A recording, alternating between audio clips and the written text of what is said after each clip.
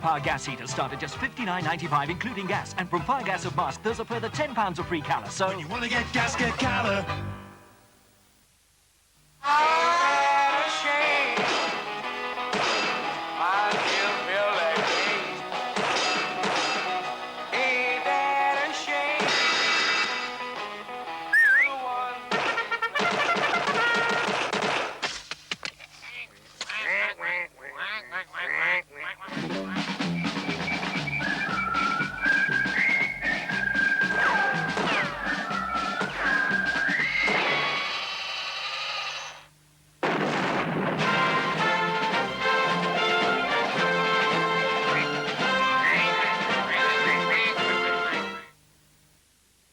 Announcing a dramatic breakthrough in shaving technology. The new Remington Microscreen Ultimate shaves as close as a blade and closer than any other electric shaver, or your money back. The Ultimate's exclusive beard lifter gets whiskers other shavers leave behind. And like all Remington Microscreen shavers, the first screen shaves incredibly close, the second even closer. Try the new Remington Ultimate now. It will shave you as close as a blade and closer than any other electric shaver, or your money back. Test prove it. In every triangle, everything seems strange. In the blue triangle, you'll see a change.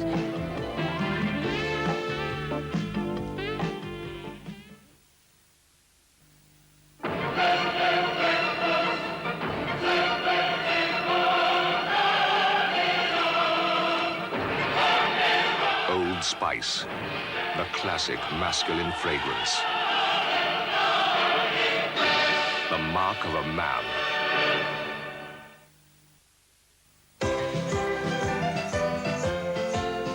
This Christmas, where can you find the party mood in full swing? With a fine selection of your favorite drinks and refreshingly low prices. Like Budweiser, 4 cans for £2.25. Martini Extra Dry for £2.29.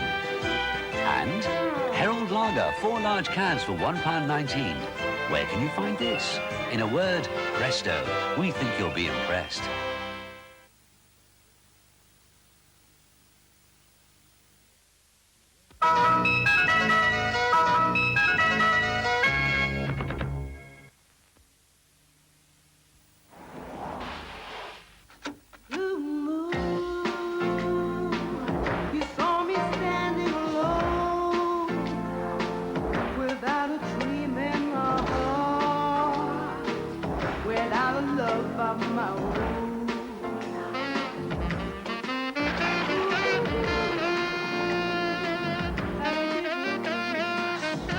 blue stratus.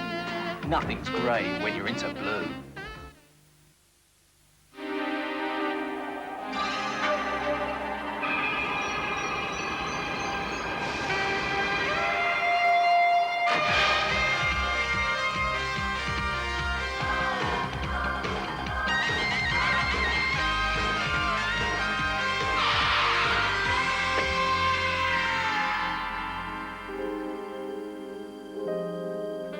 And all because the lady loves milk tray.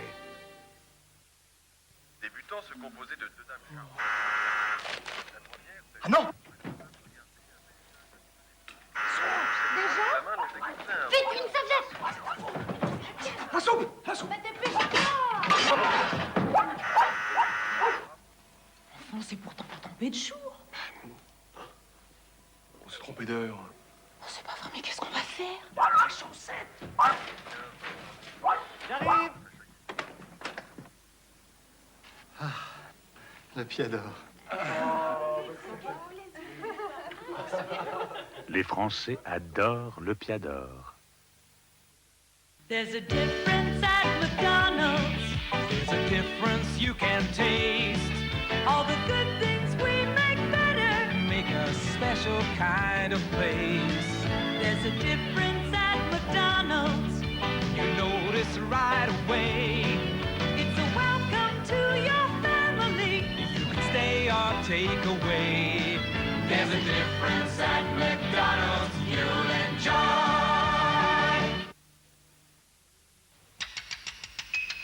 Poison. Dior. Poison.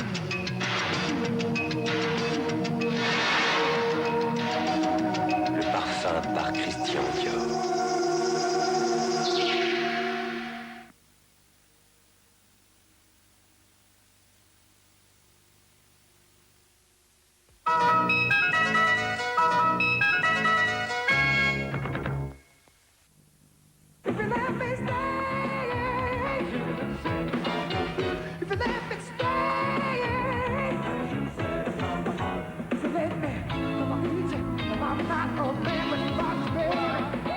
It is a love, it is a passion, but I'm a really curious person.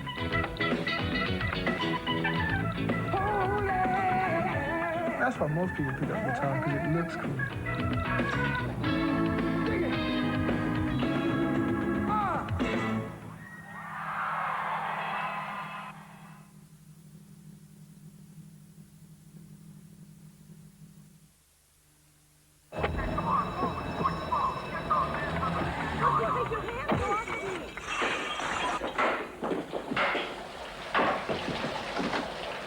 Hey, look.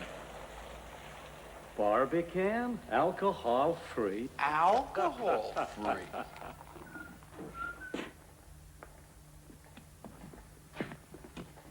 What do you think?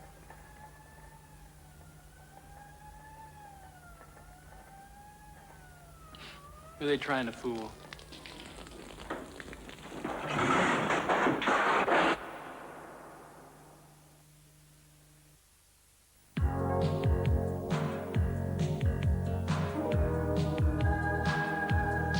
Just like high fashion, a perfume must be a work of art. Nina, the exquisite new perfume from Nina Ricci, Paris. Christmas gifts for your handyman from Black & Decker. With our Quattro drill, he can drive into anything, almost as if it isn't there at all. Or get him the scroller so he won't have to cut corners. There's a workmate that'll stand by him through thick and thin, or introduce him to something different, our unique power file. Or why not really surprise him and get him a stripper for Christmas? Tough tools to last this Christmas and many, many more. To enjoy country setting, make sure you follow the country code. Always close the gate. Dispose of your litter in the proper place. Pour slowly and carefully so as not to disturb the wildlife. Now you can appreciate the true beauty of country setting. An idyllic blend of Devon cream, British wine, and malt whiskey. Oh, and always wear a pair of stout walking shoes. Gonna want it, gonna want it, gonna want it, gonna want it. Being brighter, lasting longer, staying lighter, growing stronger. The way we're living today, still gonna want bottle. Calcium, Bottle, vitamins, bottle, protein. bottle, gonna want it, bottle, gonna want it, bottle, gonna want it.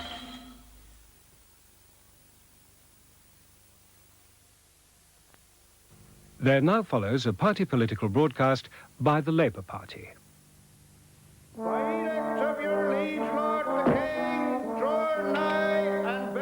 In 1381, the people of this country were dealt a heavy blow. My royal liege, I do beseech you, listen to my entreaties.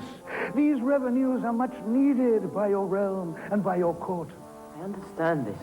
They were told about a new tax, a poll tax that was to be paid by every man and woman.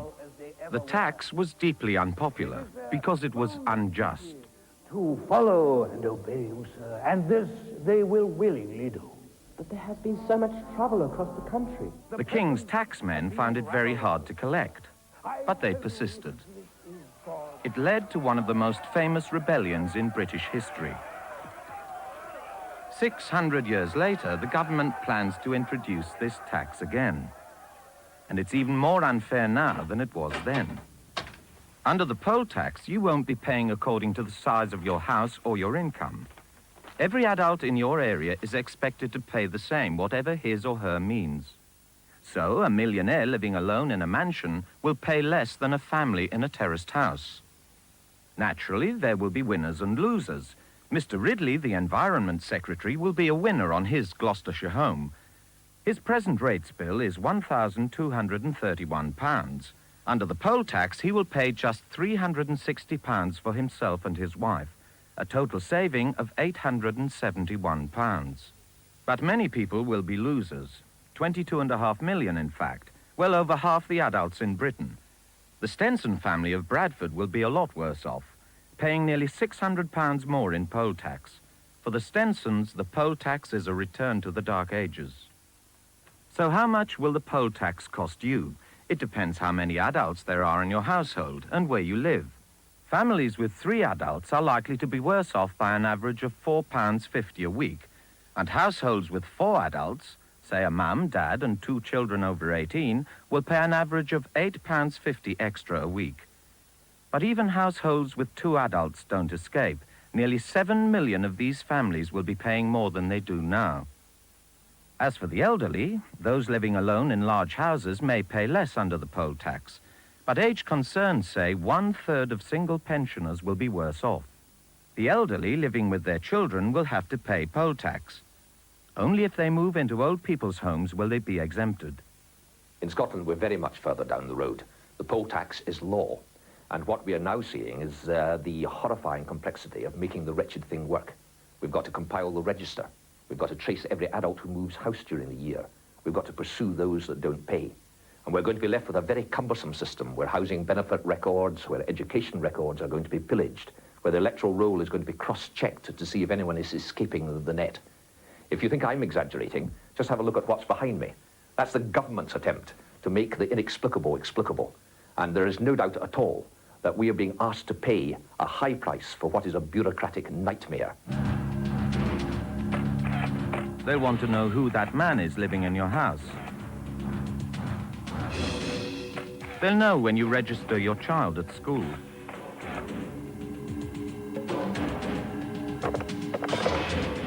Is there an 18-year-old in the house? Is he still at school? Or should he pay the poll tax?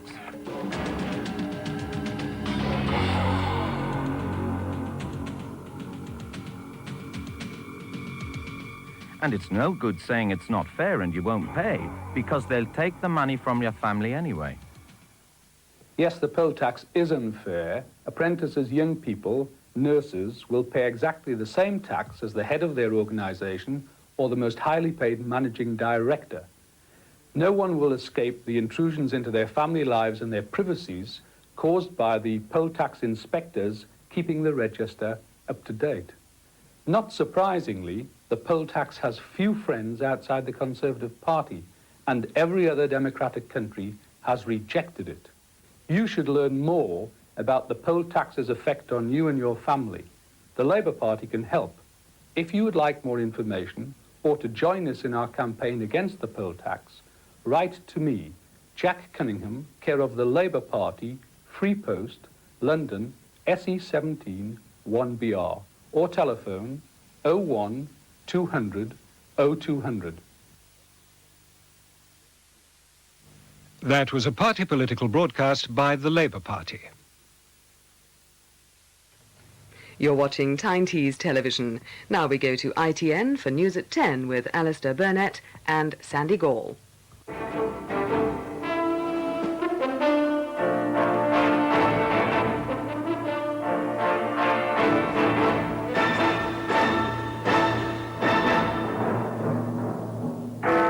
President Reagan says a clear success, some common ground. Mr. Gorbachev, our hopes justified on the whole. The Washington crowds just say he's a PR genius. The hijacked helicopter that lifted 2 prisoners from prison. And the man accused of killing 2 girls is found not guilty. Good evening from Washington. The summit has ended in hope, qualified hope. There's going to be a second summit in Moscow in 6 months' time. President Reagan said there'd been some progress in cutting strategic missiles. He said they'd exchanged views bluntly on Afghanistan, and he said the door had been opened and we must now press ahead with political solutions there and in the Gulf. Mr. Gorbachev said the summit, on the whole, justified our hopes. Some headway had been made on strategic arms, though we still have a lot of work to do. No date was announced for a Soviet withdrawal from Afghanistan. Here at home, 2 prisoners made a daring escape by helicopter from Gartree Maximum Security Jail in Leicestershire. One is serving a life sentence for murder, and a 21-year-old man has been found not guilty of the murder of 2 9-year-old Brighton schoolgirls last year. It rained at the White House ceremony this afternoon. It rained, too, a bit on the parade of the higher hopes and expectations of the summit. But the negotiating teams who'd worked late last night seem to have done enough to get a new push at Geneva on cutting strategic nuclear arms by half. In the end, there was no breakthrough, no 11th-hour deal at this final round of talks. Mr. Reagan had requested a 90-minute delay for a briefing from his key arms control advisors. It may have raised some hopes that a bargain on long-range missiles, or at least the framework of a deal, would be struck, but that was not to be. As the band played and the crowd waited in the rain for the departure ceremonials, the 2 leaders went once more over the issues. But as they emerged with their wives, black umbrellas shielding them from the downpour, the mood was not pessimistic. With one arms deal behind them, the feeling was that an even more significant treaty is attainable, if not yet within their grasp. And whatever the successes or failures, a new phase in East-West relations clearly is at hand. Mr. General Secretary, these last few days have been exciting indeed for both of us. For our fellow countrymen who followed the course of our discussions, I'm pleased to report that upon the completion of our business, that this summit has been a clear success. We've proven that adversaries, even with the most basic philosophical differences, can talk candidly and respectfully with one another and with perseverance find common ground. The fact that our governments have disagreements should not prevent our peoples from being friends. The INF Treaty, as proud of it as we are, should be viewed as a beginning, not an end. Further arms reduction is now possible. I'm pleased some progress has been made toward a strategic arms reduction treaty over the last 3 days. Your visit was short, yet I hope you'll take with you a better sense of the spirit and soul of the United States of America. And when you get back to Moscow, please pass on to the Soviet people the best wishes of the American people for a peaceful and prosperous new year. Thank you, and Godspeed on your journey.